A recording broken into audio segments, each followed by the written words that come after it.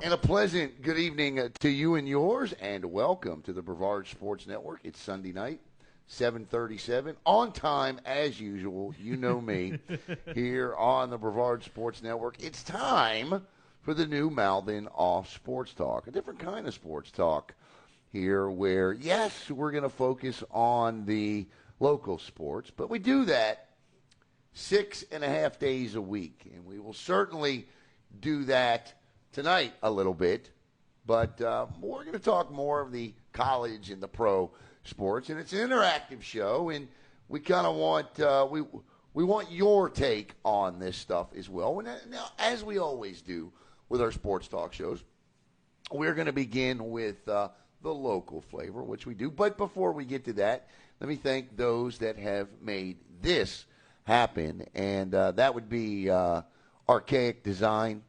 And the job that they do down at Archaic Design is absolutely incredible. And there you see on your screen all of the fine products that they have. Wholesale, Matt, of course, Matt Lawson is going to be joining us here in a minute. Knows the company well. I mean, everything that you could imagine for your home, everything but the roof, I think. And even I think Russ would even do that if you asked him to. But just a fantastic company. And the information is there on the screen.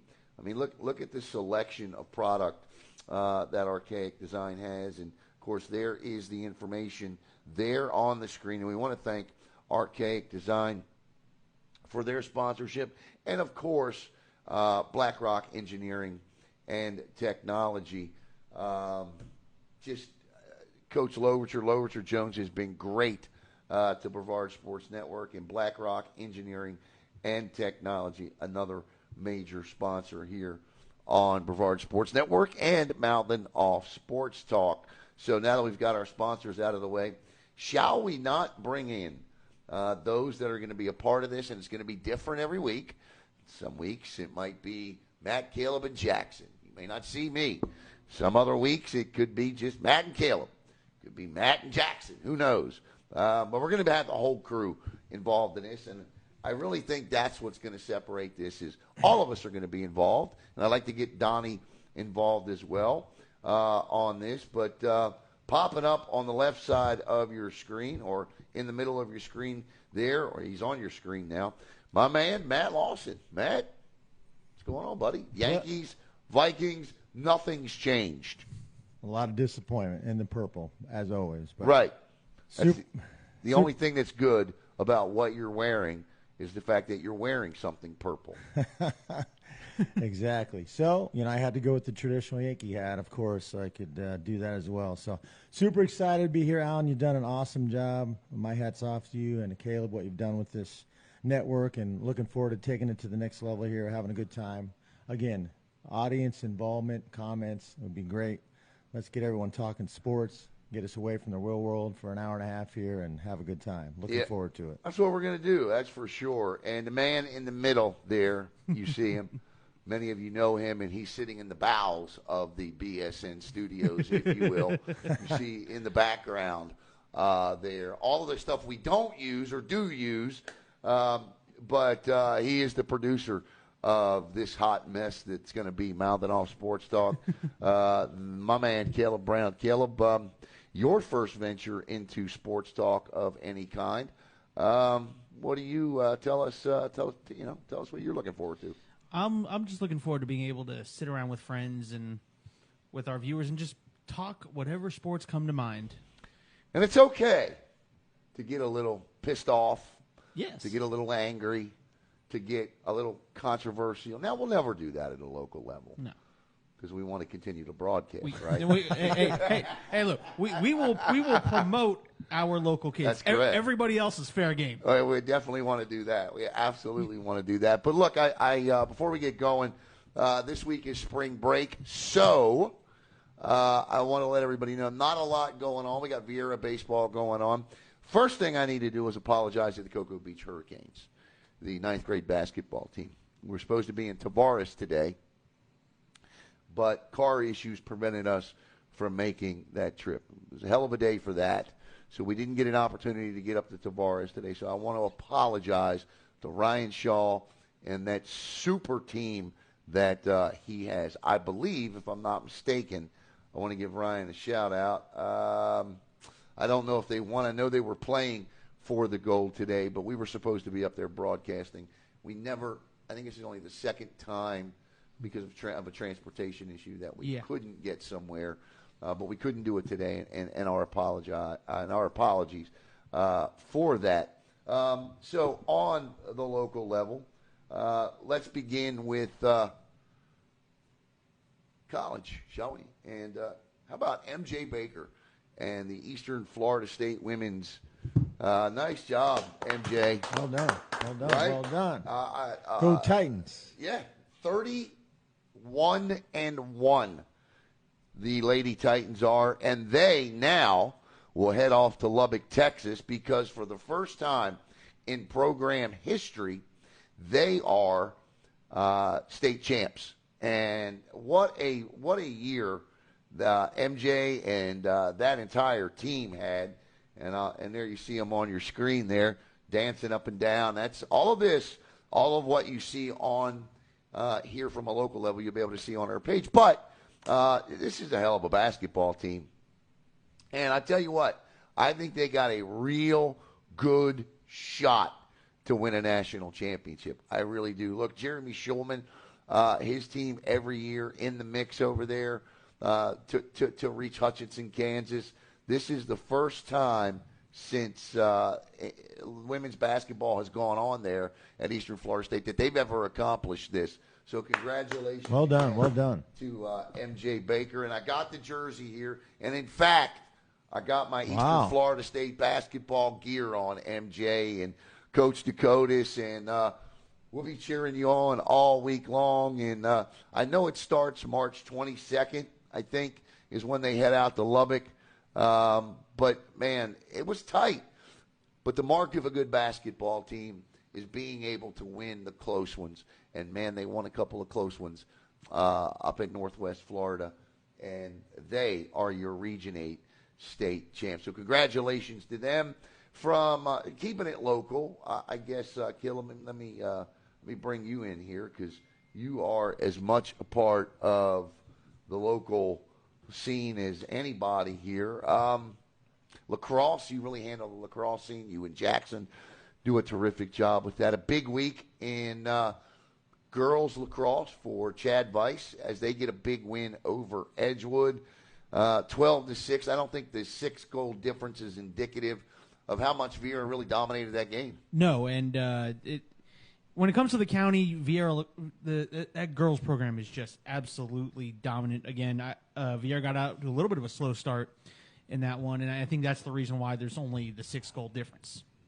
From a softball standpoint, staying with the girls, from a softball standpoint, I know you had sent me over the records of all of the softball teams going in to spring break. Holy Trinity 6-1, Melbourne 5-1, Merritt Island Christian 3-1, Space Coast and Rockledge both at 5-2, MCC at 5-2, Bayside 4-3, Merritt Island 4-4, Vieira 3-3. Everyone else in the county 500 or under 500. And for me, I've seen a lot of softball already. That's right, because we got the idiot and the angel of the week. See, I told you I would remember my idiot of the week when we got there, right? I knew it would come to you. So I knew, there we go. So I knew the memory would trigger. But so I've seen a lot of softball this year, and I see a lot of good, a lot of dominating pitching again. And that's generally the case in softball early. I do have concerns as it pertains to our defending 6A state champs relative to what not happening at the plate. Now, I know they will bust out, but I'd like to see them score some more runs. I would. I think they're going to have to. But when you have Jazzy Francic in the circle, my goodness. The game we did Monday night against Vieira, 21 strikeouts in that one. And Belia Holland, I'm kidding, of course. I heard somebody else call her Belia. It's Bailey Holland, by the way. Bailey Holland. with a big grand slam in that, and you'll hear that coming up in our local calls of the week. But, that was a great game, a great softball game. I really like what O'Galley is doing at the moment. They played Melbourne tough. They beat Vieira. We'll continue to do this, and we'll put out softball and baseball rankings. Let's talk baseball right now. You had an opportunity to see a game the other night broadcast a game the other night between Rockledge and Merritt Island. Now, I'm going to be honest with you. I promised myself the one thing that I would do if I was going to do a different kind of sports talk is I would kind of let my feelings and emotions be known a little bit more about certain things. And going into this, and I don't mean any disrespect to Merritt Island at all, but I think we go into games knowing or having formulated an opinion based on what we've seen already, right? Right. But I think Dan Widener really cleared that up in his post-game interview for me, and I'll get to that in a second. But let me say this. I really believed that Rockledge was going to beat Merritt Island that night. I did. I truly did. But it didn't turn out that way. Kide Attitude, he's a great pitcher. And the thing that I saw the Mustangs do that night is they finally got the bats going. Yes. You were there. What'd you see? They finally got the bats going about the top of the fourth, scoring all 5 runs. At one point, Noah Knight gets up, bases loaded, 2 outs. Hits a triple out into right field. Put it where they aren't. Right. And he did that. It's all right to say ain't. Put it where they ain't. Put it where they ain't. Right. And, so they got their bats rolling. And look, shout out to Cade Davidson. Cade Davidson came into that inning rolling. I mean, he was having at least 2 strikeouts in those 3 previous innings, and one bad inning just, unfortunately. Well, that's baseball. Yep. That's what happens, Rockledge will rebound. Yes. And I want to say, and you'll see a post about this week, congratulations to Greg Claiborne. Coach Claiborne snuck in win number 600 on his illustrious career over Satellite earlier to start the season. I had him, you know me and Matt. We don't get along. Unless it's related to contracts like Lamar Jackson's, then I can tell you any kind of math you want to know. When it comes to money, Allen is on the ball. Comes to money, I'm on top of it. But congratulations to Greg Claiborne on win number 600. And we'll get a post up this week honoring Coach Claiborne because that's a career milestone. A lot of high school baseball coaches, Caleb, just simply don't reach. But I think the number 1 team in the county right now is the Beer Hawks. 100%. They got 3 guys that can throw 90 miles an hour. They got bats for days right now. And if I'm wrong, I'm wrong. I mean, but based on what I've seen so far, I really like what Brock Doty and the Viera Hawks are doing there, Alex Sosa. Now, I also had an opportunity to see O'Galley's struggles at the plate. They have since busted out, and they are 5-4 on the year now. So they've come back with a couple of big wins. Okay. I think they put 15, 16, 17 runs on Bayside the other night, who was a 4-1 team. I think that was Bayside's first loss. Then Melbourne thumped Bayside 11-1. Michael Petit with a big home run in that game to break things open. But for me right now, I saw Vieira beat Melbourne this week. Saw him beat a young Palm Bay team this week. I like the direction of that team. And regardless of what happens, I think Melbourne softball will get it together at the plate. I think Vieira baseball, if I had this right now, if you pinned me in a corner and said, who could we expect to see in the Final Four, those would be my 2 picks.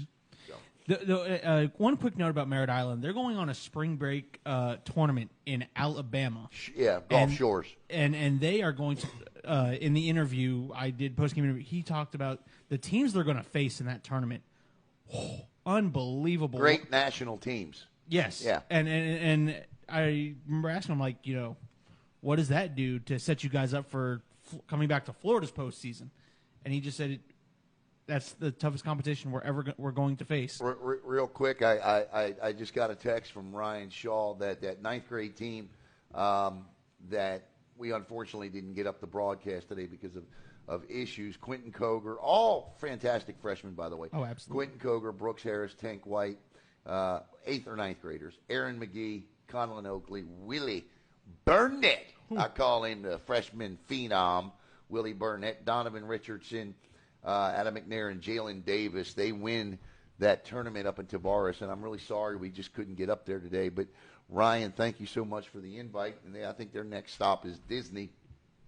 But that's where we are with baseball and softball at the moment, right? Yep. Okay, so, all right.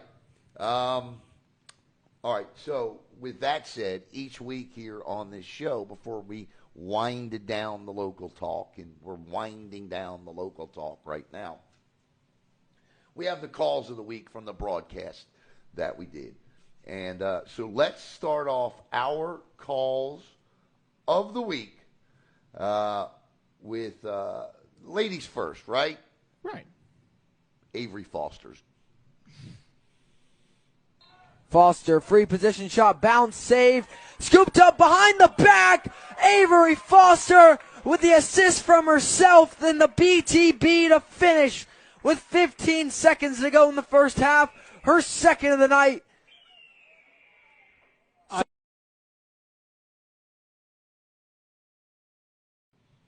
That is a beautiful B2B. Jackson Robb on the call for that one. B2B means behind the back. In case you were wondering, B2B is behind the back. I just put that together doing the clip, so I'm getting hip. Our next clip of the week is courtesy of Alex Sosa. Not one, but two bombs the other night over the Palm Bay Pirates. Here's Alex Sosa.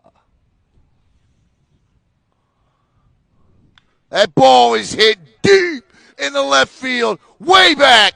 Track, wall, you can touch them all. Alex Sosa, that is a 2-run home run, and the Hawks lead it 8-0.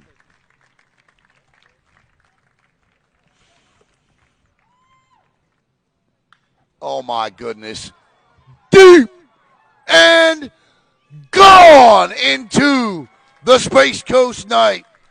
And they launch more than rockets here in Brevard County as Alex Sosa launches one deep over the right field wall for his second home run of the night, and it's 9-0 Vieira. The first call courtesy of Chuck Schulte, the Arizona I'm running a contest during my baseball broadcast in which I pick a famous home run call, and if there's a home run hit during the game, I will use that famous broadcaster's call, and if you can name it, you'll win $25. It was named, but they donated the money back to Brevard Sports Network. So, Chuck Schulte, track, wall, you can touch them all, Alex Sosa. And our play of the week here on Brevard Sports Network, and we are looking for a sponsor of this. Our play of the week comes courtesy of Miss Bailey Holland. Top of the ninth, 37 combined strikeouts in the game, and Bailey Holland steps to the dish. Get the feeling Melbourne's got a score here. The tide and the momentum could really turn.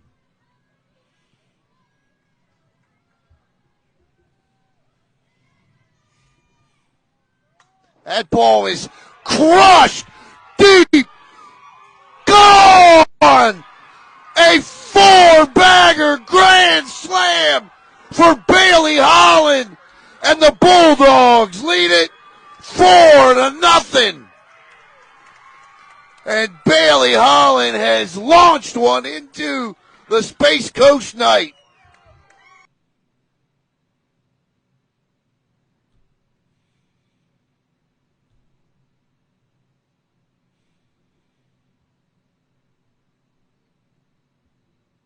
Bailey Holland, 2 hits here and 20 strikeouts here. Let's start. Bailey Holland rocking it out of the stadium at USSSA. All right, so that'll conclude local sports. Coming up this week from a local standpoint, you're going to see Lucy Maris.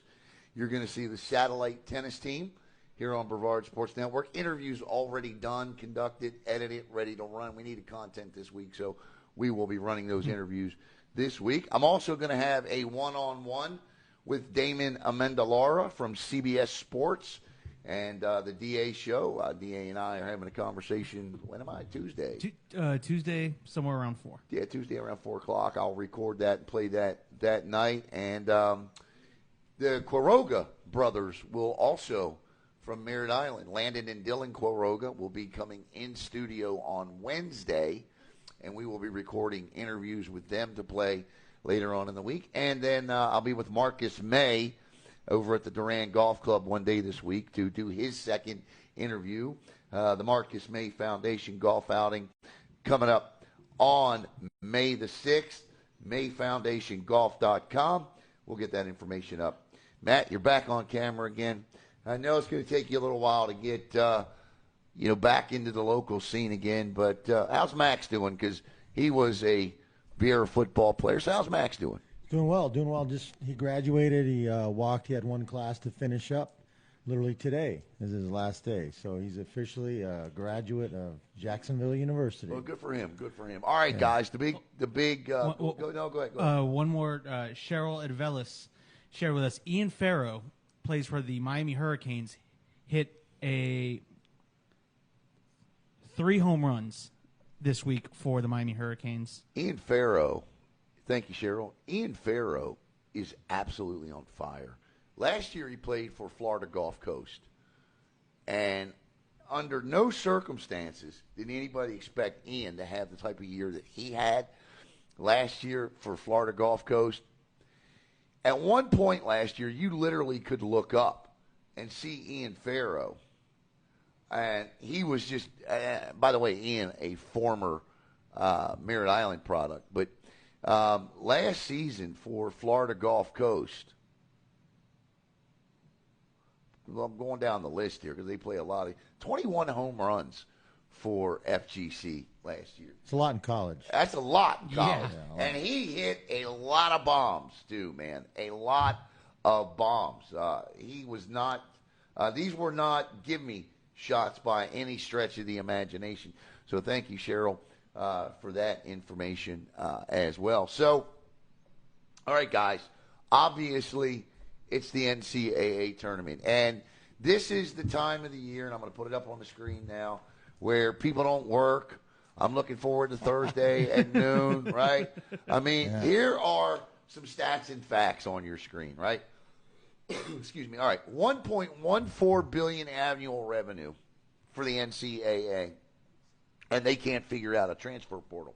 That's more than the double amount earned in 2020. That's just through 3 years ago. Of course, that was, and the topping pre-pandemic revenues of $1.12 billion.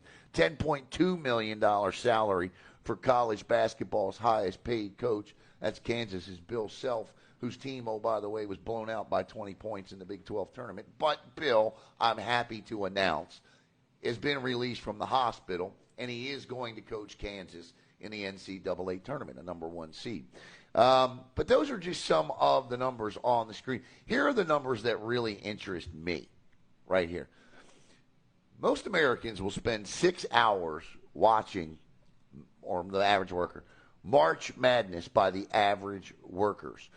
37% of Americans are willing to call in sick or skip work to watch March Madness. Now, here's the question.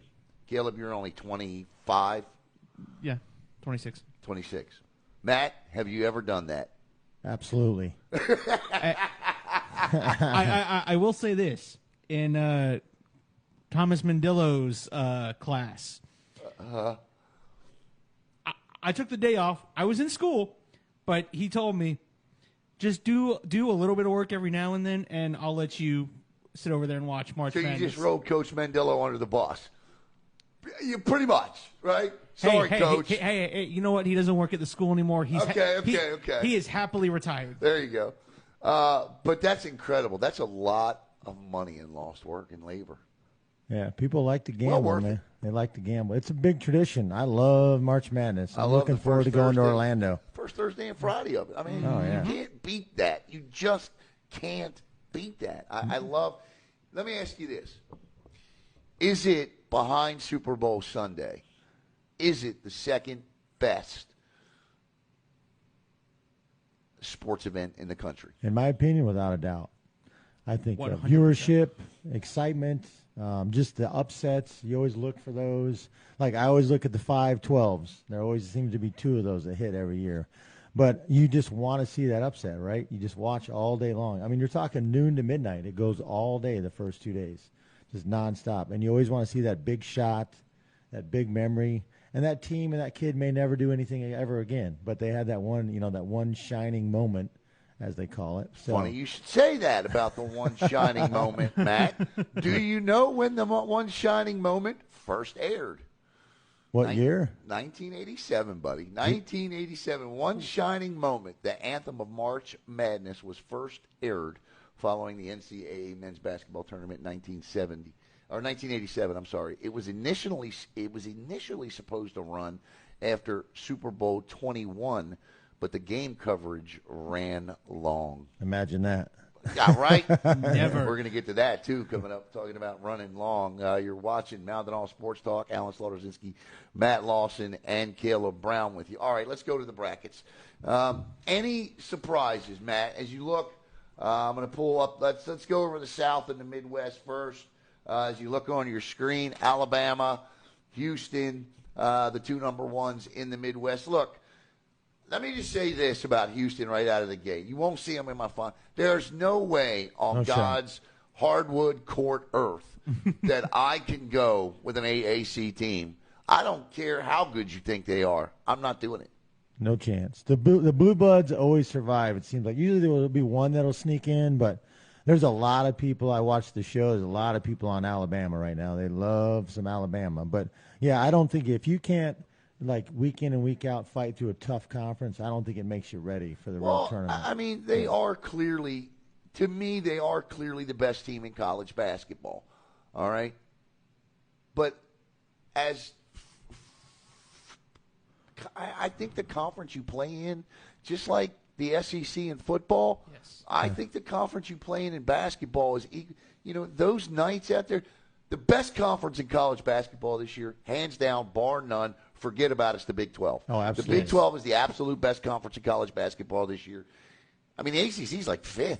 Yeah. It was terrible what the ACC is this year. When I was talking about conference, I was actually reverting back to Houston. I wasn't talking about Alabama. So, but, yeah, I think the Big 12 without a doubt. I mean, Kansas loses by 20 and they're still a number 1 seed. What does that tell you about the balance in that league? Correct. However, Oklahoma State did not get in today. And the biggest legendary blue blood that's out, the North Carolina Tar Heels, are sitting home. Yeah, I know. And I know, Caleb, I'm going to let you dig in Jackson's butt because I know, brother, you just cannot. I know you got to. Oh, he's a UNC fan? Is he a UN? I think if you cut this kid open or he cut his hand, Blue. He would bleed sky blue. Yeah. Carolina Blue.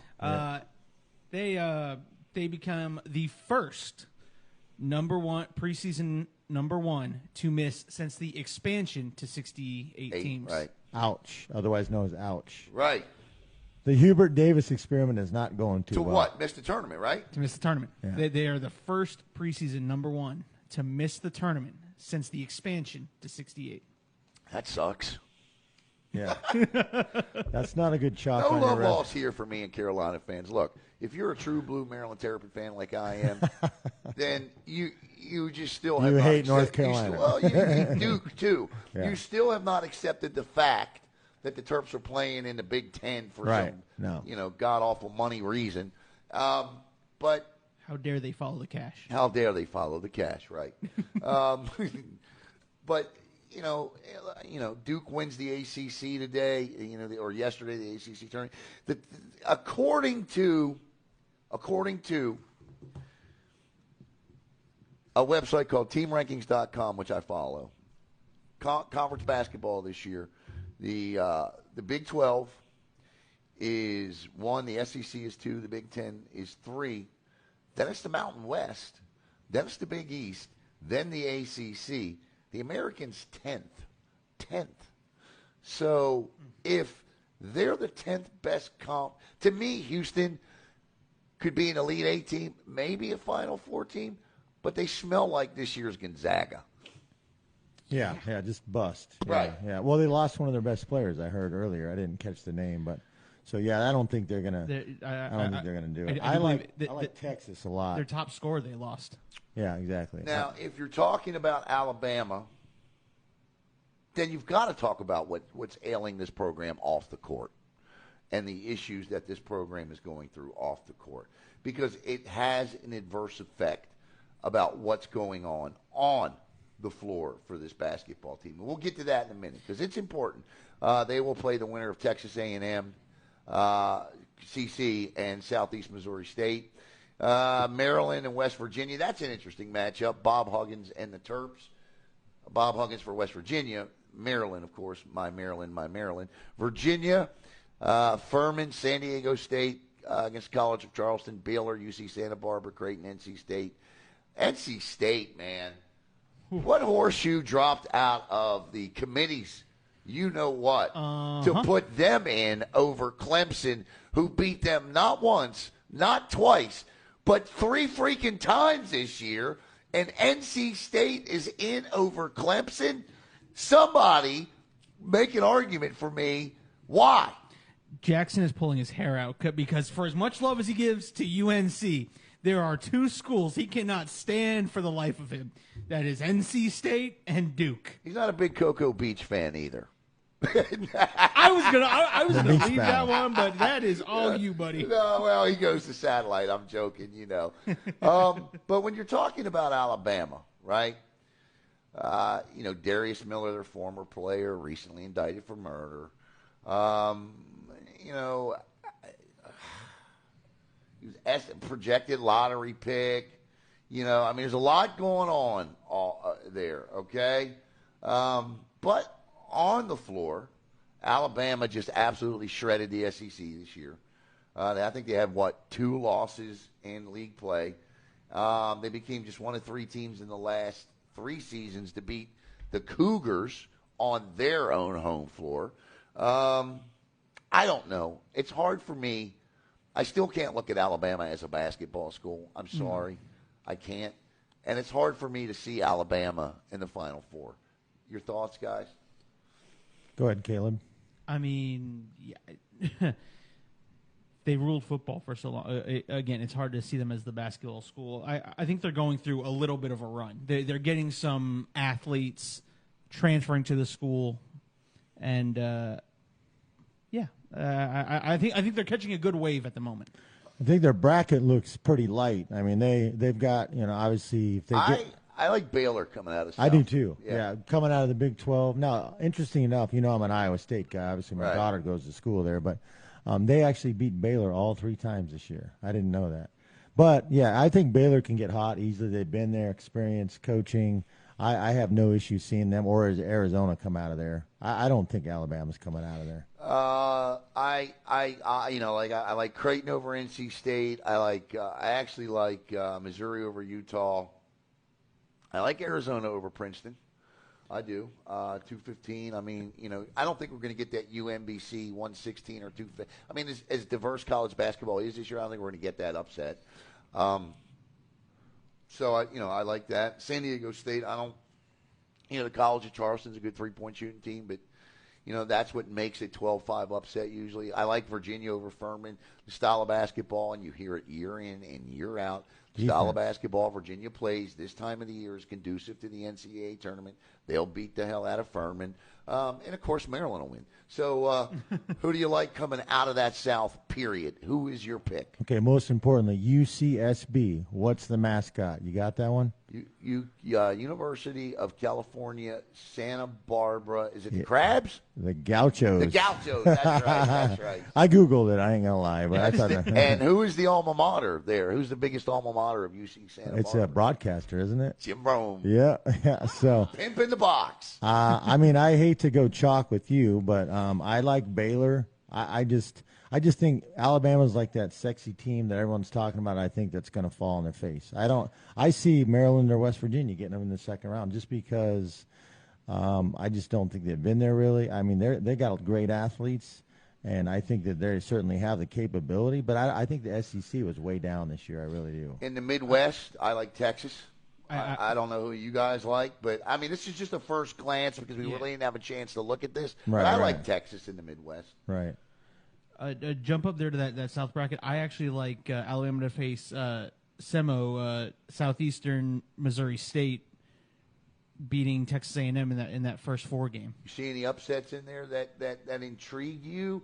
Miami's in, and what a sad state of affairs for Florida basketball this year. Yeah. 2 teams in, Miami and FAU. No Florida, 14-14. Smoked in the SEC tournament again. No Florida State. You know, that magical run's over, right? Mike White left the cupboard bare just like Dan Mullen did when he Right, left there. right. Yeah. I mean, come on, man. I mean, That's our embarrassing. best bowl game for the state this year was a come-from-behind win by Florida State over Oklahoma right here in Orlando. And now it's Miami and F.A. freaking U. Yeah. Come on, man. The sad thing and the biggest story from Miami was when Florida State came back to beat down 25 to beat them with the final 3-pointer to end the game. That was the biggest story of Miami that I heard about this year. Me being a casual college basketball fan. That's a great matchup. Iowa-Auburn. I love that 8-9. Those are always good games. Here's the thing about Texas I like. They lost their last 5 road games this year, Okay. but they were all in the Big 12, right? They got that new coach that came in because, what's his name? Chris Beard. Yeah. Right, Chris Beard was, domestic violence allegations eventually suspended. Timmy Allen's got a leg injury. But I like Texas. I just do. I think that hardened schedule. Look, you Brevard County coaches always tell me, play the best, play the best, you'll be better this time of the year. Yep. Well, let's see what happens. Down, gentlemen, in the West and the East region, your number 1 seed is Kansas in the West, and in the East, it is Purdue. What, Matt? I'll let you go first here. In the West, Kansas they always get there to at least the final 8. It seems like. They're a strong team. They had a bad day today, but I don't really take much credit to that. I like UCLA, very athletic, 29-5, coming out of the West, out of the Pac-12. They'll look at their bracket. Gonzaga, they could be hot or cold. They could get upset, or they could, they've got some veteran leadership on that team. So, interesting, Northwestern, not that they're going to make any noise, but, Chris Collins was pretty much gone. And for him to come back this year and get them in the NCAA tournament, that's pretty impressive. I know they got smoked in the Big 12 tournament. Yeah. But this is the best team, I think, in the country. I think that you look at their resume, wins over Duke, Texas, Baylor, Indiana, K-State, Kentucky.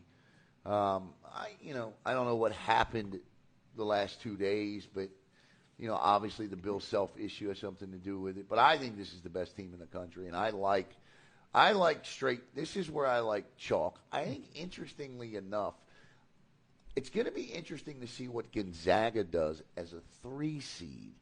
I think the pressure's off of Mark Few there. Good way to look at it. A little bit. You know what I mean? Absolutely. Yeah, I agree. It's tough being a number 1, man. Everyone's gunning for you. Especially a mid-major school. Yeah. So I like, look, UCLA, a 2 seed, they got beat in the. They're a good team. Don't get me. Don't get me wrong. Mick Cronin has led UCLA to a Final Four, a Sweet 16, and now they're a number 2 seed out west. So, UCLA. It wouldn't shock me if the Bruins came out of the West. I will tell you this. That's the toughest bracket. Can they play NCAA basketball? Can they rebound and defend UCLA? I don't know if the Pac-12 is necessarily known for defense. Like you said, it changes. The game changes in the tournament. However, I don't really see a lot of heavyweight in there if Gonzaga trips up. TCU, there's another Big 12 team. I still think this is the toughest bracket. Oh, yeah, overall, for sure. If you look at, Arkansas is a good team. I think they're the best team in the country, even though they lost today. Overall, I think they'll rally behind Self coming back. The guy's a proven winner, right? He always gets them there. So I don't like Kansas, obviously, being an Iowa State guy, but we'll see what they do. Iowa State, if they could get hot. They've won some big games this year.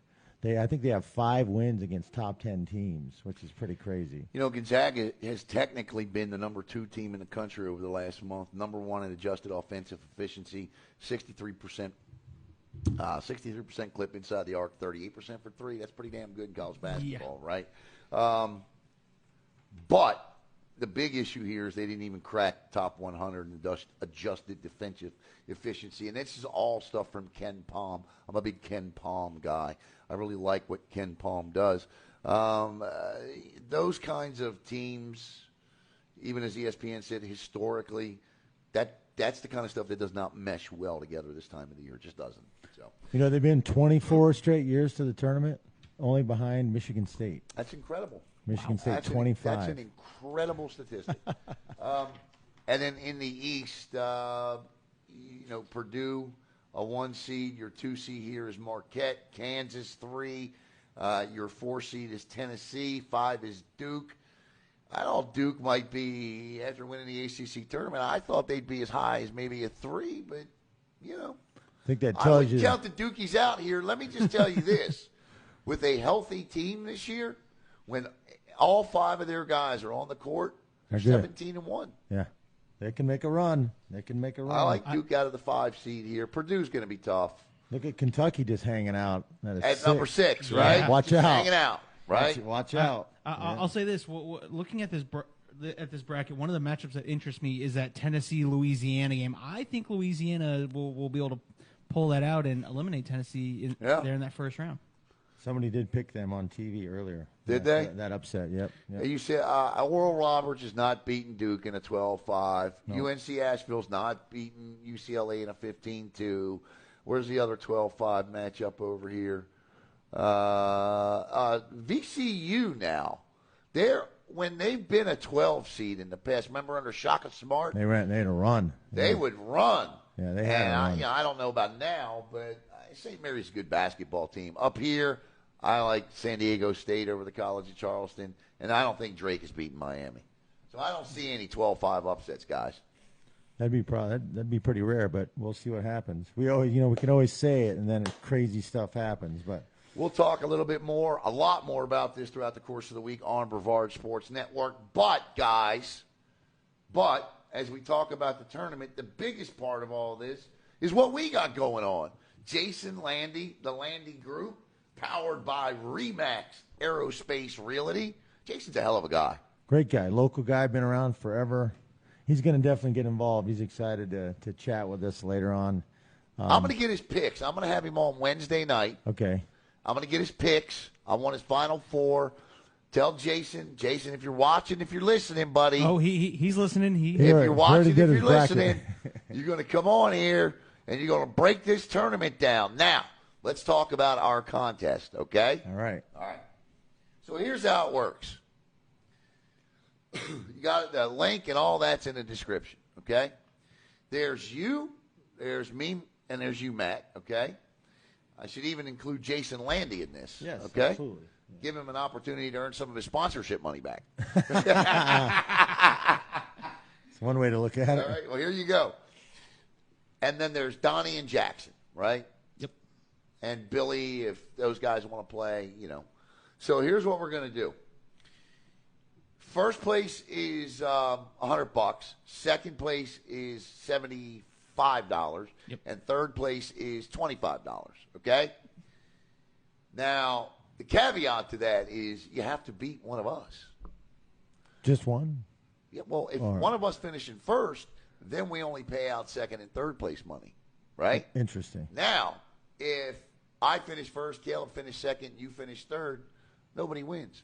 So we take the $200 from the Landy Group powered by Remax Aerospace Realty, and we run another contest somewhere along the line. Well, full disclosure, based on how much college basketball I've actually watched this year. Here's the question there's for you. Probably a good chance you're going to at least get third. There's this question. But without looking, because everybody's a college basketball expert this time of the year, right? Sure. Who won the national championship last year? And you keep your eyes on me. Both of you. Look at me. Who won the college basketball championship? You got 5 seconds to answer. 5, 4, 3, Kansas? 2. Kansas. Yes, there you go. Let's go. They beat North Carolina, correct? That's correct. Yeah. That's correct. All right. Jason Land says, game on. Game on. Let's go. Oh yeah, Let's go. He's gonna take us down. He's already got Let's two. go. He's already got 2 brackets. We'll give him back his sponsorship money if Whoa. he wins. Whoa. Okay. Wow. How about that? Wow. All right, Jason. Or Let's, half of it. We'll go half of it, right? That's on the record. All right. All right. I love the You logo. college basketball freaks. Who won it 2 years ago? Well, I think the key with Jason too, a trusted expert. He's not his first rodeo in real estate. He knows what he's doing. Oh, Jason's great. He's got a great team behind him, and he really knows the area. There's a lot of activity in real estate right now, and this guy is an expert. He really can help you. And you're going to hear a lot about Jason and the Landy Group, powered by Remax Aerospace Realty, in the next couple of weeks, because you will know every day of the NCAA tournament where the standings are. I will put them up twice a day, if I can. I will put them up after the afternoon games to start and then after the evening games. So you'll be able to follow along.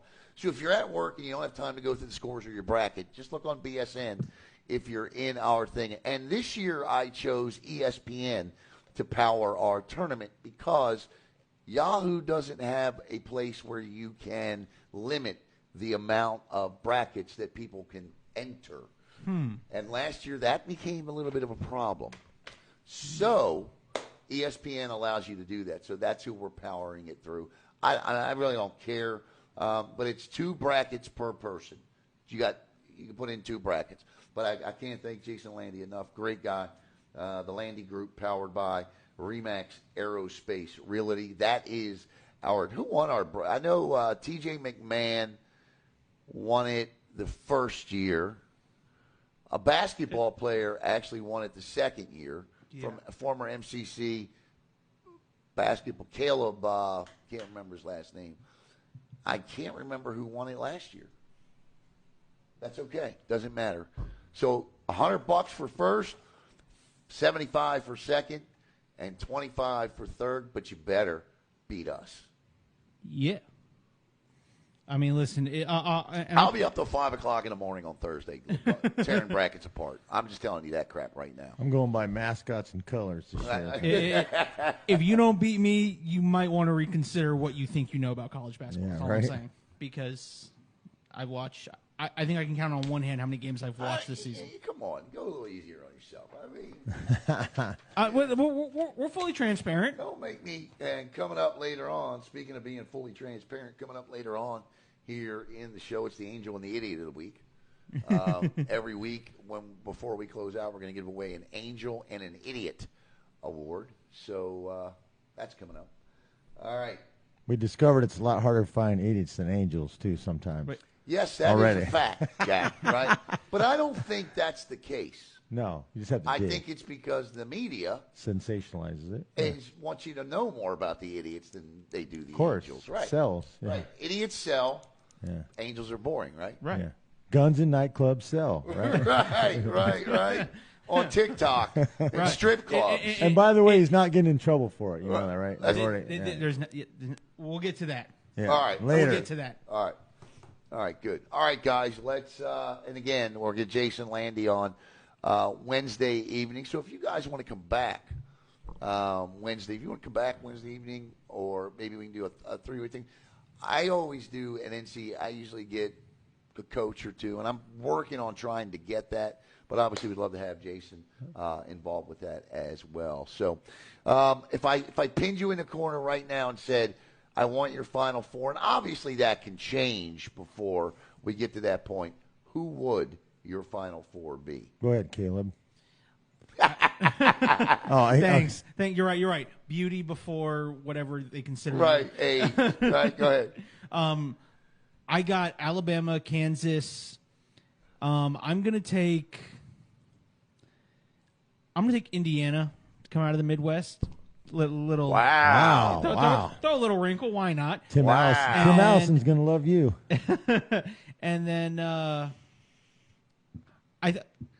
think Purdue's coming out of the East into the Final Four. Who you got, man? All right, I'm going to go Baylor. I think that was a strong suggestion by you, Alan. I really, in the East, I really, believe it or not, I like Memphis tonight. I don't think they're going to make it all the way out, but I don't like Purdue making it out of there. I hate to, but I'd actually have to take Duke. I think they're going to rally. The West, I think Kansas is going to go chalk there. I think they're a strong team, and I think they're going to rally behind their coach. And in the Midwest, I do like Texas, but if Iowa State can win a couple games, watch out. They play great defense, and they rebound, so that's who I got. Texas, what did I say? Kansas, UCLA will challenge there. And I've got Duke and, what did we say? And Baylor. Okay, good. All right. I'm not telling you mine until Wednesday. Oh, okay. Puts us on the spot. You knew it was coming, isn't it? You knew it was coming, right? You knew it was coming. It's good to be the host. No. I'll say this: my foot does have the ability to knock his camera over. So Right. You're watching here on Brevard Sports Network, Mouthing Off Sports Talk, and again, we want to thank Jason Landy again for sponsoring that bracket challenge. We're going to be talking Major League Baseball now. Let's switch gears. Gentlemen, new rule changes in Major League Baseball this year. As a baseball purist, and I am, and I just love the sport. I absolutely love the rules. And I haven't found anybody under the age of 75 that doesn't like the new rules. I'm not picking on people that are older. I mean, I'm 52, but, the next generation, I'm not picking on one of our greatest generations. What I'm saying is there's no argument to be made here, gentlemen.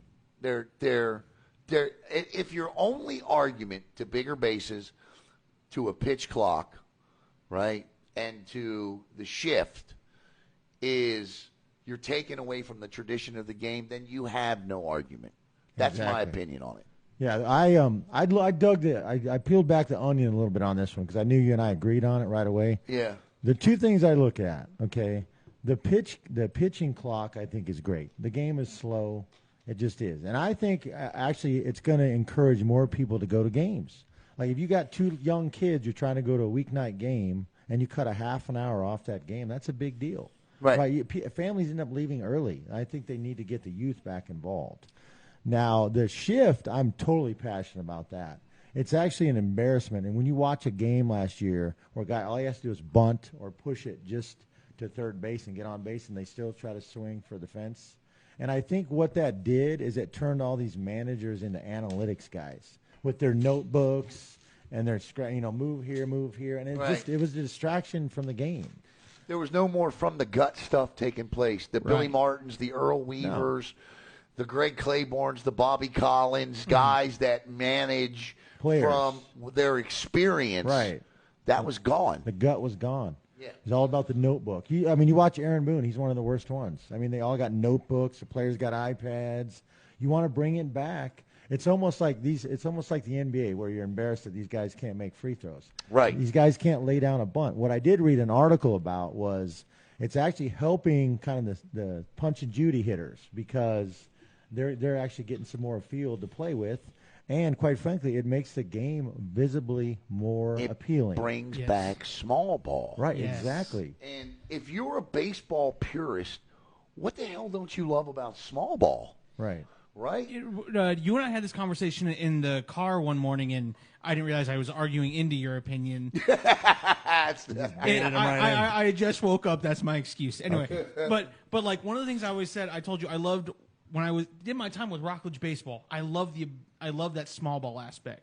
Greg Claiborne was always one of the biggest. If you can't bunt, you're not going to be on the squad, because he wanted to know that all his players could put down a bunt, and that makes it so interesting game-wise. Here's some stats I got up on the screen from spring training last year to spring training this year. Last year, the average time of a spring training game, 3 hours, 1 minute. This year, 2 hours, 36 minutes. Runs per game, both teams combined, 10.6 last year, 11 this year. Not really. It's 0.4 of a run. That's not really that much of a big disparity. All right, here you go. Stolen base attempts now with the bigger bases. You hear guys saying, I don't really see a lot of more stolen bases taken. but they are. Last year, 1.6. It's up nearly a stolen base per game, 2.4. Batting average with balls in play on ground balls this year. Last year, 235. This year, 258. That's a lot. That's 20 points, man. That's a lot. Okay? That's what I love about doing away with the shift. That's 10%. You're going to have to play some defense. Yes. That's 10%. That's a lot. That's exactly right. And it brings back that making players be athletes again. You know, those players, shortstops, second basemen, forcing them to truly be athletes out there again. And the strikeout rate has gone from 23.9% down to 23.1. Okay. More singles, more stolen bases, more runs, and a game that you're getting more in less time. Yeah. Yes. What is your argument? Win. Right. Change. Thank you. Change is scary, Alan. The only thing I think you have to watch now is when you go to a game, you have to time the beer line. Yeah, right. Because they shut the beer sales down in the seventh inning. Now that's going to come a lot quicker. Yeah. So you got to mentally put the beer clock in your head. But at $15 a pop, it's not a bad thing. Right? That's exactly right. That's exactly right. But I've got some instances on the screen here I'm going to show. This is the first violation of the pitch clock this spring training. That's Manny Machado. And then you're going to see how much of a difference. Now, granted, this is the utter extreme in terms of Landon Knack throwing an entire pitch versus Pedro Baez throwing just one pitch. With the pitch clock, Landon Knack goes through an entire inning before Pedro Baez even throws one pitch. Can you imagine? Now, again, that example is extremely extreme. But even if you're somewhere in the middle of that, Yeah. who wants to sit through that? I don't. It's not a good game on TV when you sit there and because you just. That's the thing. Right. That's the thing. Yeah. You know what? When I go to a baseball game, I'm going to be honest with you. I don't care how long it takes. Right. You're not. Right. You're not totally in it. I don't care if it goes 17 innings because if I'm going to go to a baseball game, I want the entire experience, and I don't care how long it lasts. But how many baseball games do you go to? Right? Maybe 5 a year tops, if that. 10. You know, if you're a really big baseball fan, 20. Right? So. But the majority, I will sit home and watch a lot of baseball, especially West Coast baseball at night after we're done with the broadcast. And I am so turned off by these guys stepping in the box, and Major League Baseball can say they did this for younger, but that's a crock. They're lying, okay? Because they started to get that demographic back last year. Yeah. That demographic has been coming back to them thanks to allowing the bat flips and the flamboyant, players that come in. And, Major League Baseball has done a very good job of loosening the, what would you call it? The tradition. Some of the unwritten rules, right? Major League Baseball has done a good job at loosening that up, okay?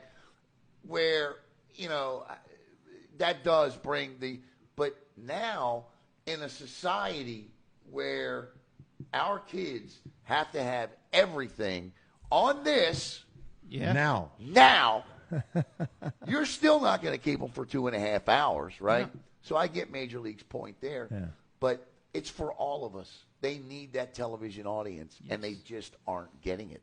I just hated the shift. I almost wanted to not watch games because of it. Now, what this does do is it gives teams like the Rays, teams that aren't big money payroll teams, a better shot because they can have a lot of doubles and singles hitters because they can't afford speedier, the younger, big home run better, guys. right. I mean, they're going to have an angle for sure. We saw New York Yankee this week on the screen right now is going to be a 30-second at-bat in which he deals up 3 strikes in 30 seconds. Again, that's a little extreme. I loved how – Caleb, you know about this Max Scherzer thing. What did he do, and what did Major League Baseball do? So Max Scherzer She beat the pitch Yeah, clock. yeah. Oh, this is Cortez, right? He found a way to beat the pitch clock by using what MLB declared a illegal quick pitch, basically saying he was pitching too fast. Oh, wow. And when that happened, within 30 minutes of that night, Major League Baseball already sent an email out to all managers saying, "No, you can't do that." I like that. The quick pitch is still an illegal pitch, therefore it cannot be done again. Yeah, listen. As a 52-year-old guy, I am a baseball purist. I long for this. The only reason I'm really a baseball purist is because that's when my team won. It's called being an Orioles fan, right? Well, the Yankees haven't won since 2009. Okay, 2000. We're talking 1983 here, bro. Yeah. So, touche on that one. All right, I'll give you that one. 2004. Your final take on this pitch clock, and we're going to do an entire show dedicated to previewing Major League Baseball. But I will tell you this. ESPN, I think it was either ESPN or Fox did a game, not this Saturday, but last Saturday, and it drew as many people watching that game as they had drawn at any point in time during a baseball game last year from April until July. I love it. I love that we're actually making these guys play the game and not take 3.5 hours to do it. I agree, Matt. Yeah, without a doubt. I don't think there was any doubt. I think in any kind of business, even pro sports, you need to adjust. And they're trying to curtail to the fan base. I think it's smart. Once again, we want to thank Archaic Designs for their sponsorship of this show, Mouthin Off Sports Talk. There you see on the screen their large selection of product. Archaic Design also has a absolutely beautiful website. It's an easy website to navigate. I'm telling you right now, and I'll show it to you here on the screen. Nope, that's the wrong one. I almost had the jewelry company. But there you see on your screen, Matt. These are just great people, aren't they? Yeah, I mean, the thing about Christy and Russ, they're local, they live here, and he does his own work. He doesn't sub it out. So you're getting what you really want, the owner of the company. You get a lot more of a guarantee. They know their product. He's a general contractor. That's a big difference too. Yeah, we're going to talk to Russ about that this week because a couple of years ago legislation was passed, and Russ is going to kind of take us through that a little bit. Yeah, it's interesting how a lot of people in this county work around that. We won't get political, obviously, but the bottom line is they're local. They're right in Palm Bay. They do good work. He's real passionate about quality. And quite frankly, you find that hard in contractors in Florida. And quite frankly, Matt, we would really support those that support us and youth and prep sports in Brevard County. And Archaic Design absolutely does that. Yep, 100%. And there's their website on the screen. It's absolutely beautiful, archaicdesigninc.com. And again, the information has been on the bottom of the screen the entire time. All right, guys, the beauty of what we do here on Sunday nights, is we have no limits. We want to sit here till 11 talking sports. By God, that's what we'll do. We won't. But if we want, we will. By golly, George, we will do it. Right. Time flies when you're having fun. Time flies when you're having fun. But we will end our general sports talk tonight with the NFL. It is that time of the year. The free agency starts this week. And, guys, the big talk this week around the league has been Lamar Jackson and the Baltimore Ravens and this non-exclusive franchise tag that the Ravens have placed on him. Now, if you're confused between what a non-exclusive and an exclusive franchise tag is, let me help you out here. Believe me, I've done my homework. You have some interest in this? Just a little bit. Just a little bit of interest in this. The Ravens have placed a non-exclusive tag on him, which means that Lamar Jackson is free to negotiate with other teams. If he signs a deal that he likes, he's free to the Ravens are free to match it or free to let him go. Now, if the Ravens let him go, that team is responsible for giving the Baltimore Ravens not one, but 2 number 1 draft picks. All right? So that's the first big story of the week. The second big story happened, at least in my football world, happened a little bit earlier today, gentlemen. Yeah. When the Miami Dolphins because we were going to talk about what we felt like the Jags, the Dolphins, and Jaguars needed this offseason. And the Dolphins today won out and really took care of one of their biggest offseason needs, guys. Yeah. And that's cornerback and trading for Jalen Ramsey. I mean, I like it. It was, I believe, Hunter Long was the tight end that they sent to Los Angeles. What say you, Lawson? Ramsey's kind of a wild card for me. He's definitely, he's hot and cold. I know he's a big time player, but I mean, he's gotten burned a lot in some tough situations. So I'm not sure if he's the answer. I mean, you always need that shutdown corner. He's a step up. Yeah, yeah, no doubt. I mean, over what they had. Yeah, without a doubt. But their issue is going to be quarterback. We know that, not corner, but quarter. So, but no, it's a great move. I think you got to make moves. I mean, it's ever changing. And you joked about this time of year. The NFL is a 12-month calendar. It never stops, right? Right. I thought a year ago the Dolphins did a fantastic job repairing the worst offensive line in football. Yes. I don't know if they were significantly better this year, and work still needs to be done, but they were a lot better than they were last year. So I looked at the Dolphins needing offensive line as a big part of what their offseason needed to be. Now, look, they have very, very limited draft capital. They don't have a first-round pick. Thanks to Tua. Yeah. Yeah. Well, yeah. Not just thanks to Tua, but thanks to their owner. Yeah. Yeah. Yeah. Oh, yeah. We forgot about that. Right. But hey, Tom, can we right. have a conversation Tom, with sit you? on a boat for a while? Would you say, Alan, the Jaguars have the brightest future of those three teams in I think Florida? the Jaguars have the brightest future of any team in the AFC at the moment. Yeah. That's absolutely. my opinion. 100% agreed. Young quarterback, great coach. I mean, they got capital. They've got money. They've got an owner that's going to spend. On the screen right now is the biggest issue the Jaguars are facing is their salary cap. They don't have the cap money. No. They don't have cap money this year. And they are that. Remember, Jacksonville over the last couple of years has spent a plethora of money on some great talent. And that offense is going to lose some free agents. They're going to have to. Yeah. Cheryl Weber, not to interrupt you, Cheryl Weber says Ramsey's worth the risk. They didn't give up a ton to get him. Fair enough. Yeah. No, that's true. What'd you spend? Yeah. Right. I mean, you got to make moves. You got to have a good corner, no doubt. I think the Jaguars, they better figure out something with Jawan Taylor. What a year he had, right? Try to keep him. Got to keep him. Because you can't regress. Trevor Lawrence, you got to protect him. And that's going to tie into what we're talking about with Lamar Jackson coming up. To me, the most pressing issue the Jaguars have is on the defensive side of the football. That's, to me, what they need. They need defense to continue to build that defense up. But again, they have very little limited money to spend. They don't have a lot of money. What do they have here? I just had it on the screen. They have $7 million in cap space the Jags have this year. So this is their chance why Lawrence is still under a rookie contract, because we know once you have to pay your quarterback big money, everything falls apart. Look at Green Bay, right? I mean, it happened to the Steelers. It happened to a lot of teams. So, I mean, they have a 2-3 year window here where they can really make some noise, I think. Tyson Campbell's been a really good addition. Yeah. I don't know about Shaquille Griffin, though. I think he's going to be one that's going to be sent off somewhere. Darius Williams, I don't think. Another one, I think, I don't know. He had 15 pass breakups.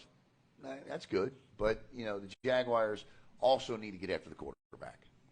Got to have a rusher. You got to have an edge rusher, man. Have to. And the Jaguars can set themselves up to dominate this division. The Colts don't have a quarterback. Nope. The Titans are headed down a spiral so fast you can't even see the bottom of that rabbit hole, right? And who's the other team in the division? The Houston Texans? Yeah, they don't even know. They don't know they're from a hole in the ground right now. The Jaguars could truly dominate this division for years to come. Texans have a cool helmet. Yeah, right. No, I think the Jags are in a good spot. I mean, it's obviously going to be interesting to see where Aaron Rodgers, and we'll talk about that in a second, where he lands. But I mean, they have, it's interesting how Peterson, he won a Super Bowl, all of a sudden he was gone in Philly. But speaking of Philly, how did they get all the way to the Super Bowl? They had a tenacious front seven, right? They just brought the heat. And look what they did against San Francisco. They took every quarterback out they had. So, you got to get pressure. That's what it comes down to. It's still up front. And I think that, Philly, the way they play defense, a lot of teams should take note. If you're a Jets fan right now, are you pulling your hair out? A little bit. Why in the hell would you want Aaron Rodgers? Why would you want this guy? I think it'd be a disaster financially. You put yourself right back in the hole. He doesn't $58 million is what he he's guaranteed. doesn't like working with youth. Nope. Right? He doesn't like working with young guys. He's a walking cancer. And look, right, that he is. And look, to be fair to Aaron Rodgers, okay, a lot of guys like Aaron, Tom Brady, guys, they don't like working with first and second. They just don't. They don't. Yeah, Favre didn't either. Remember, he treated him like crap. That's exactly right. That's exactly right. But why would you? Why? It's a bad idea. You bring him into a young team with a young coach. He's going to run that coach over, man. Look what he did. He was even bad. Every coach he's had, he's butted heads. Right? He basically ran McCarthy out of there, right? I just can't figure out. And then the other thing I can't figure out, gentlemen, is this idiotic trade the Carolina Panthers made. Man. Ooh. Talk about that. They don't even have a quarterback, and they got rid of the number one pick. I want to say, it's like, hey, we got the number one pick. We're going to get our quarterback. Hey, Mr. Number One. I'm talking about Carolina being the idiots. Yeah. That's right. Yeah. Hey, we got the number one pick, but Mr. Quarterback that we bringing into our franchise, you don't have a solid number one, but go be great. The best quarterback in this. Unless they're drafting Bryce Young, which I got to think that's why they made this trade, right? Have to. Are you telling me because Anthony Richards won the Underwear Olympics that you're going to draft him? He doesn't. Let's just say he doesn't wear the strategic. He doesn't win the strategic. Somebody Olympics. said Anthony Richards won the combine. That's the best way to put it. But he still completed only 53% of his passes. So did Mike Mamula, right? And he's still just a redshirt sophomore. What's that? Mike Mamula won it too. Remember? Right. I was saying, as a Gators fan, I watched him in one of his worst performances against the national champions. Oh, I went to that game too. Against the Georgia Bulldogs, 48% completion. The Panthers gave up their number 9 overall selection this year, their second-round pick, a first-round pick in 2024, a second-round pick in 2025, and DJ Moore.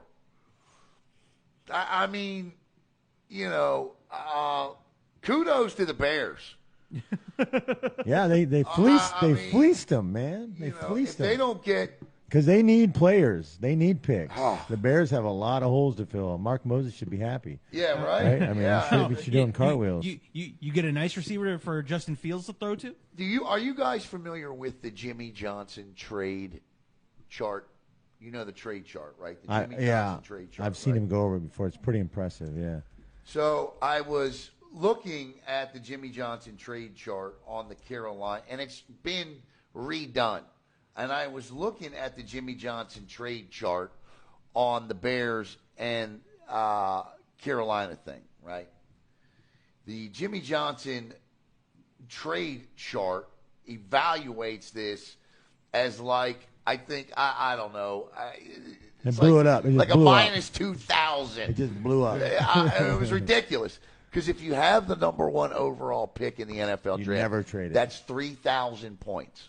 Right. Okay, so that's 3,000 points according to Jimmy Johnson's trade value chart. But yeah, it's you never.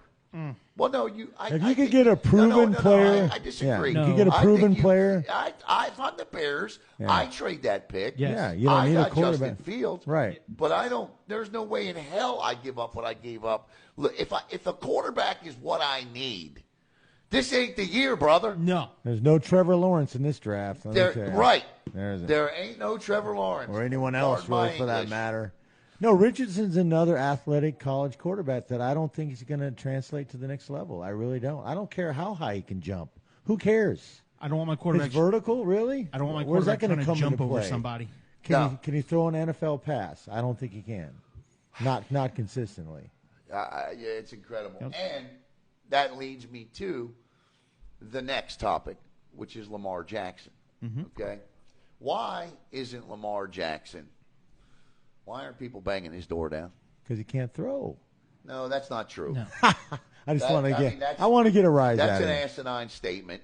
He can throw the football. Yes. He threw 36 touchdowns in his MVP year. So anybody that's going to tell me he's not an NFL passer, you're an idiot.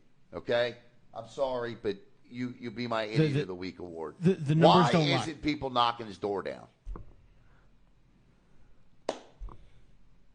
Somebody, anybody. Because when crunch time comes, he shrinks. I don't know about that. Don't be called. I already got He wins called. 75% of his games. Why isn't anybody knocking Lamar Jackson's door down? The guaranteed money thing.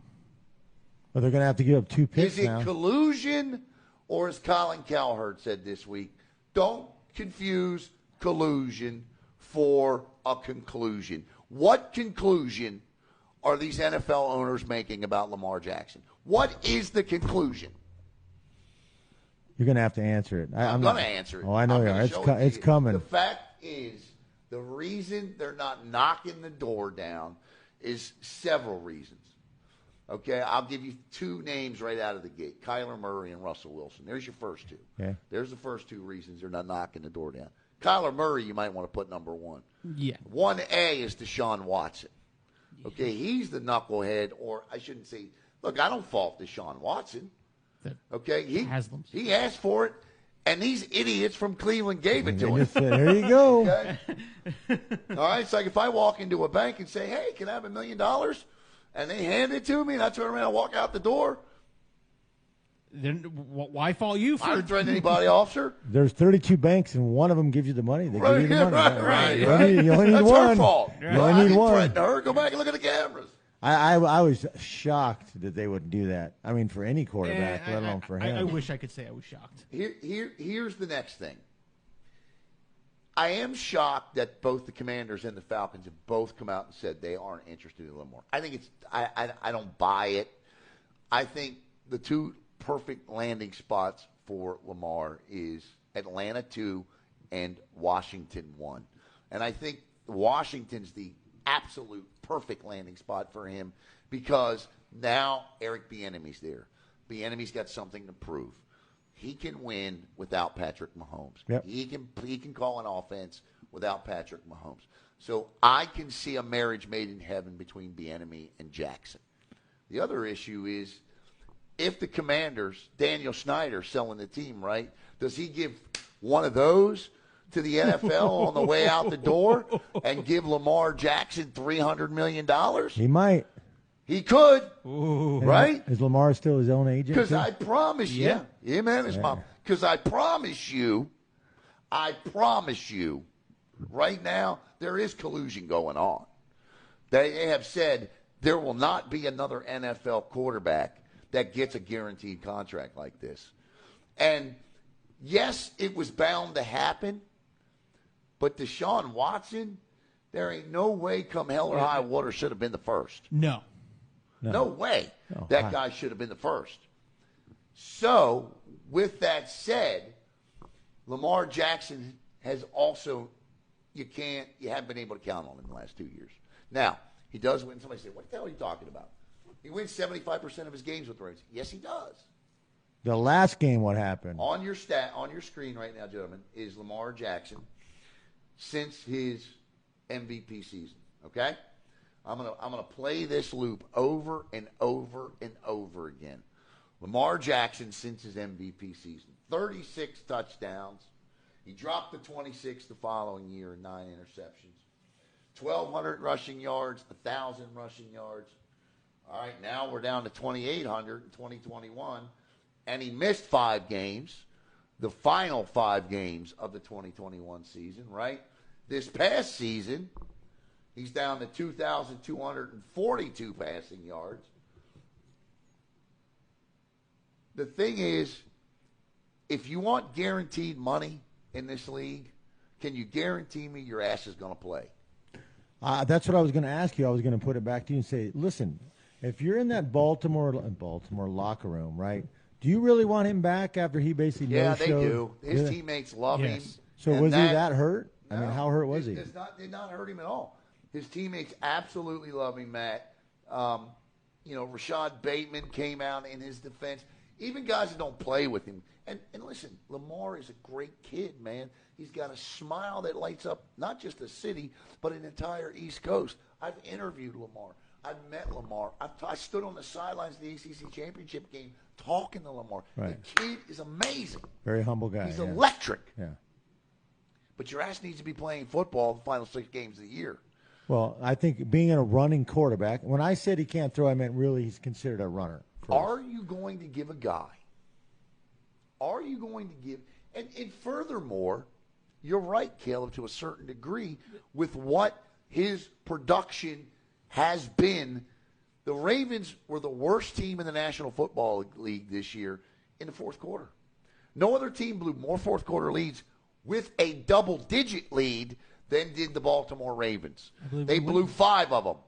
Lamar Jackson was the quarterback for 4 of them. Yep. Now, you can blame the defense, but the offense also stopped scoring. You need to get first downs, when you got a lead. Yeah. On third down, what did we read today? On fourth down. Third down. He only had 3 fourth downs. On third down, he was 50% this year with 8 touchdowns and, 6 interceptions this year. Yes. 50% completion? 50% completion percentage. Not that good. Sucks. That's not good. That's not good on third down. That's horrible. You can't ask for guarantee money and only get me half of my third downs. So, yes, and people forget this. Nobody's more grateful for the 2019 season than Ravens fans and John Harbaugh and Eric DaCosta are, okay? But this is not, you're not signing a contract in this league because of what you did in 2019.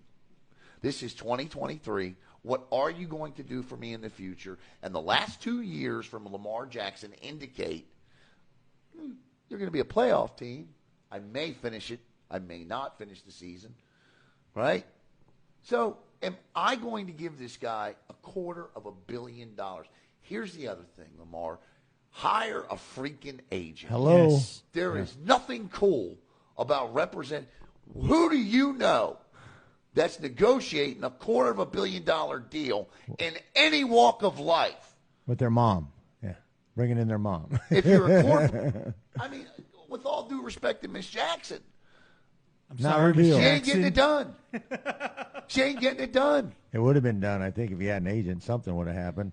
But we'll see. If I'm going to spend $250 million, I would rather have a pocket passer that's a lot less likely to get hurt. It's a slippery slope. I was asked this question this week. Do I want Lamar Jackson back? And point blank, do you want Lamar Jackson back as your quarterback in Baltimore? You damn right I do. I absolutely do.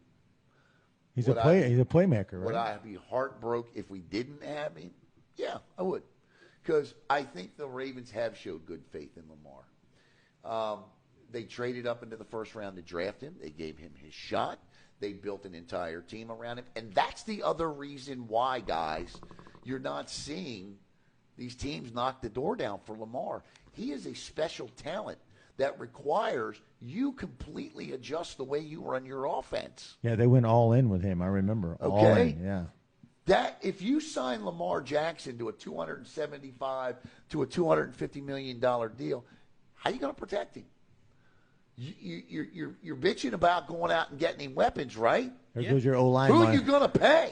Your O-line money's gone. Yeah. Right? Yeah. So Patrick Mahomes took less. Tom Brady always took less. And the one common denominator both those guys have in common are big fat rings. Yeah. Yep. It's a crazy world, guys. It is, but it is a world in which there must be a give and take. Lamar is learning the business side of this. It's not pretty. Whereas an agent will sit in a room and be the buck. If I sat here and told you, Caleb, you know what, I really like what you do, but sometimes you don't plug the wires in. You know what, sometimes I don't like your interviews. That hurts to hear those things, okay? If you had an agent, I would tell your agent this, and your agent would go back to you and say, Caleb, they love you, man. They really love you. Brevard Sports Network loves you. This is what they'd like to see you improve upon, but I think we can get a deal done. You don't have to hear that coming from me. He's got to hear all this. He's got to hear that his interceptions have gone up and his touchdowns have come down. He's got to hear that he rushed for 1,200 yards in 2019 and rushed for 700 and missed 9 games the last 2 years, 10 games. He's got to hear all this. An agent can't buffer that. And that sucks. That hurts to hear it. And from that point, then you start taking everything personally rather than professional. Why? Correct. That's You're why. human. That's why you have an agent. It takes the Correct. emotions out of it. Right. The loyalty, all that goes away. It's just like getting a divorce. You get an attorney because you don't get involved emotionally. The attorney handles it. And a lawyer is an agent, right? So I think really what's happening here is they're like, you know what, Lamar, we don't think you're going to get a great deal out there. And obviously, like you said, they're not banging the door down. So they're playing poker with him. They already have him under contract. And if he doesn't get a big deal, right, because he can only go backwards, right? If he improves, then they write him a contract after the season. Or he still can be a free agent. However, so he's going to bank on himself. Who? If I'm Lamar Jackson right now, I am really trying to figure out how I can get myself into the NFC. Yes. Why not? Because if you look at the NFC right now, compared to the AFC quarterback-wise, Lamar is not a better quarterback than Patrick Mahomes. Nope. He is not. He is not going to be. I don't think he's better than Josh Allen.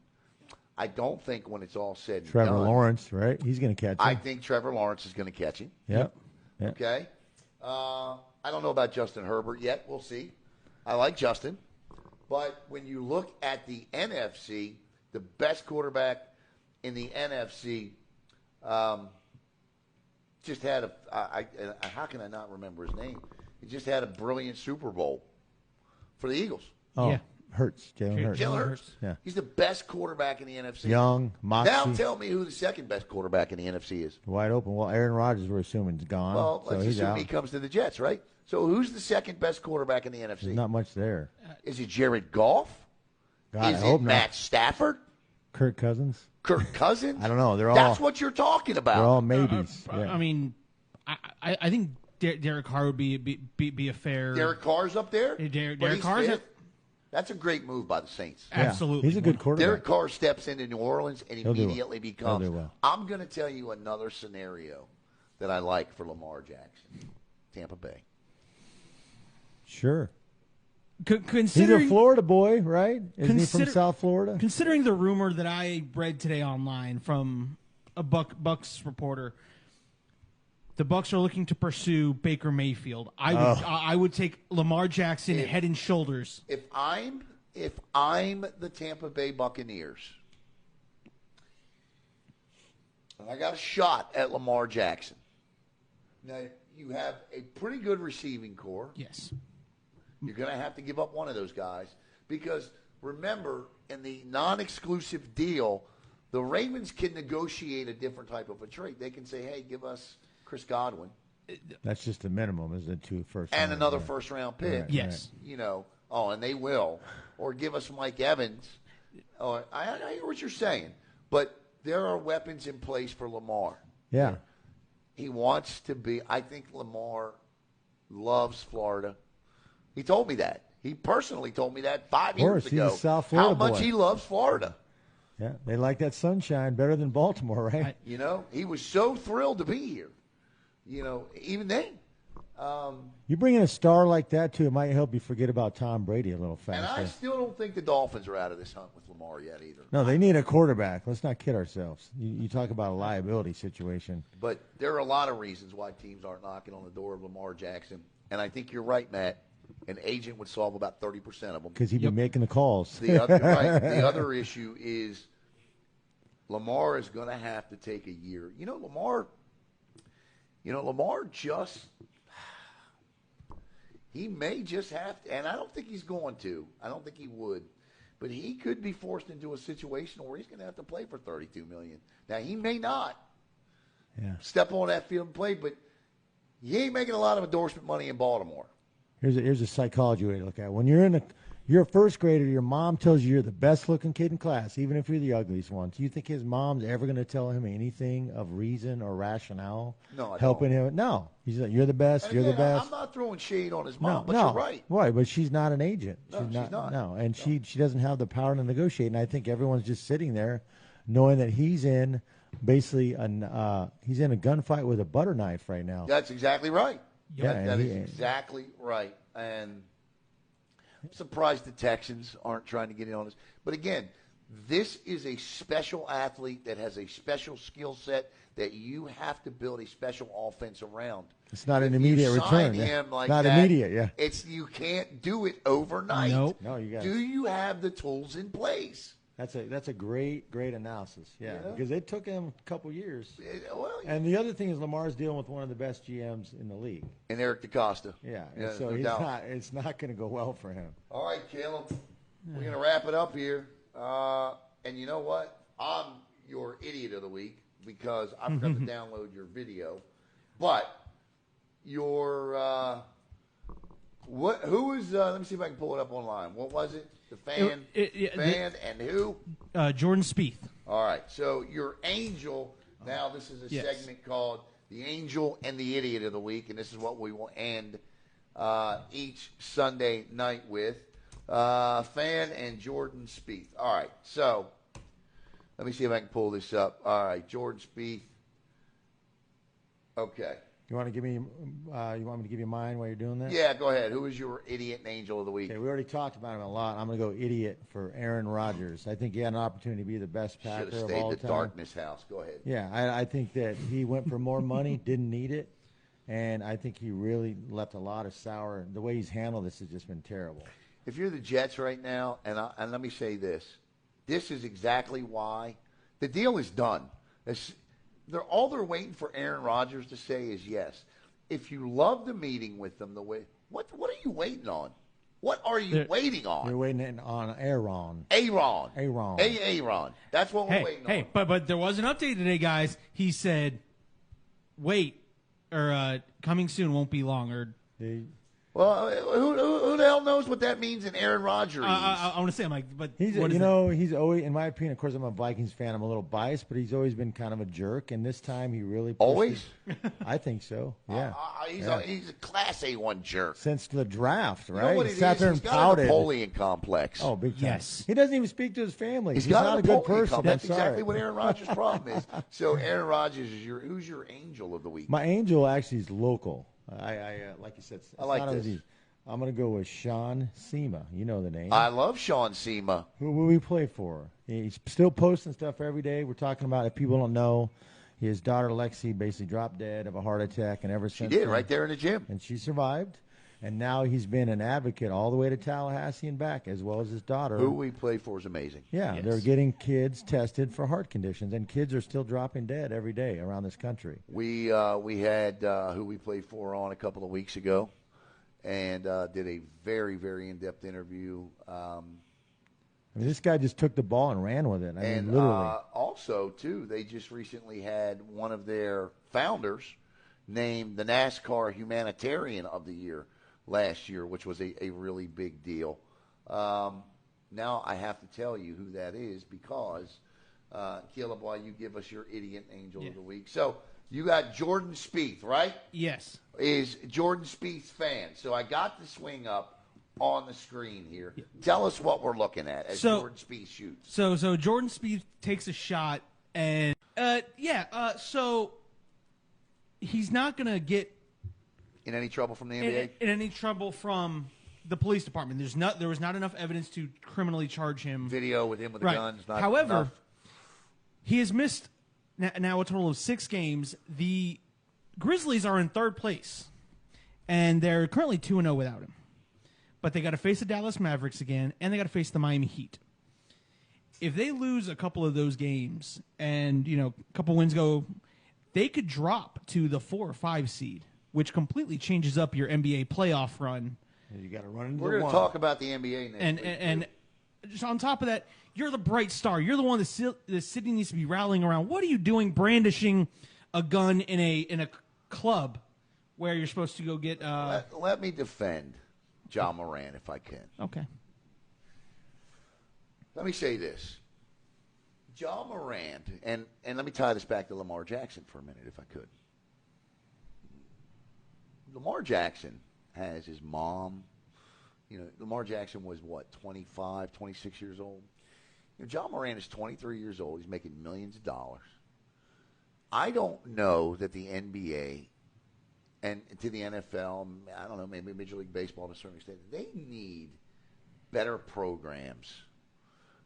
If you're going to come out of high school or play 1 year of college, you're going to come out and you're going to go from having nothing in life to making $150 million freaking dollars. Trouble. How can it not be? I can't imagine what would have become of me had something like that. I wouldn't be sitting here. Yeah. Truth be told. Yeah, I agree. I think we should dig into it more. I think there are programs in place. I really do. But not enough. Yeah. Not enough mentors, not enough. And you know what? You can say what you want, and I agree with you. Look, I mean, common sense will tell you don't pull a gun out in a strip club. And that's my only beef. I have no problem with him going to a strip club and enjoying himself. As a young man, we all wish we had the money to go do what. Well, I don't know about the strip club part. But Go ahead. We went there. We almost made it a whole show without a strip club. Good reference. Lord. Wasn't me. But he was rapping on stage, and while rapping, is holding the butt of a gun.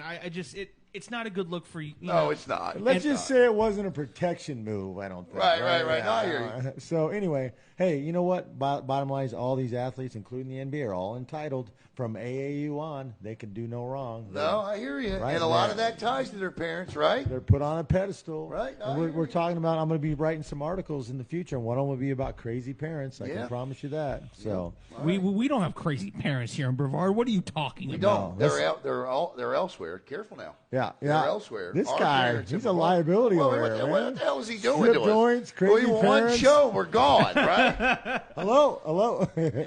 No. Obviously, as a parent and with parents in sports, every sport has that mom or dad. And we see it everywhere. We all look through jaded right. glasses as parents. Of course we do. That's why Well, we're we are parents. blessed here in Brevard County because it is prevalent a lot more in other places. Agreed. Trust me. Oh, I yeah. don't see any viral videos flying around here in Brevard. And these shootings recently, like some other places. Well, Yeah. you don't see that. So So. thank goodness. Guys, great show. No, well, can I give my idiot an angel? Oh yeah, Trying absolutely. to cut him off. He's trying to do his off- research over Trying there. to cut off the boss. Look, the ball's on you. Check it out. I got called an idiot. My idiot of the week is the jackass that came to me with the comment that we were showing too much softball. Wow. Yeah, too much softball. He will remain nameless, but that one still burns me, if you know what I mean. So he's my idiot of the week. There you go. And my angel of the week is Rob Manfred of Major League Baseball for these rule changes. I'm excited about it. I am excited that not only has he put these rule changes in place, but that he has done it all at one time. Just do it. Just do it. Get it over with. Get used to it now. Let's do it. Final thought, Caleb. What a great first show. Matt? I would agree. I'm having a great time. I look forward as we progress, getting our viewers more and more involved. We got a lot of exciting stuff coming up, and any businesses out there, if they want representation, they need help in a tough We got economy. segments coming up. Next week, we're going to stuff. introduce the buy and sell segment. We've got the shot of the week, the play of the week, all opportunities, and no better place to be heard or seen than right here on Brevard Sports Network. We have no demographic, although Caleb may have chased a few off here tonight. We'll be all right. We'll get past it. He can be that guy, right? Right.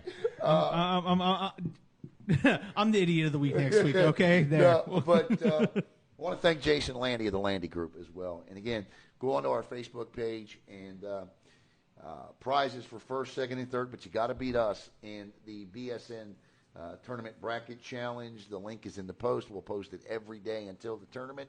Again, we're going to try to get Mr. Landy on Wednesday as we break down these brackets even further for you. Have a great spring break, everybody. I want to thank my co-host here tonight. And next week, we'll get the super sophomore back in studio, Mr. Jackson Robb. I believe he's up in Illinois are out in Colorado this week, but we'll have him in studio next week as well. That'll add to it. We'll poke and prod him a little bit more about North Carolina watching like we are next week. He's currently enjoying snow for spring break. Well, there you go. So for my man Caleb Brown, my man Matt Lawson, I'm Alan Slaughter-Zinski. This has been a presentation of the Brevard Sports Network. You've been watching Mouthin Off Sports Talk, brought to you by Archaic Designs Incorporated and Black Rock Engineering and Technology. Have a great night, everybody, and, well, you know the drill. Make it a sports night.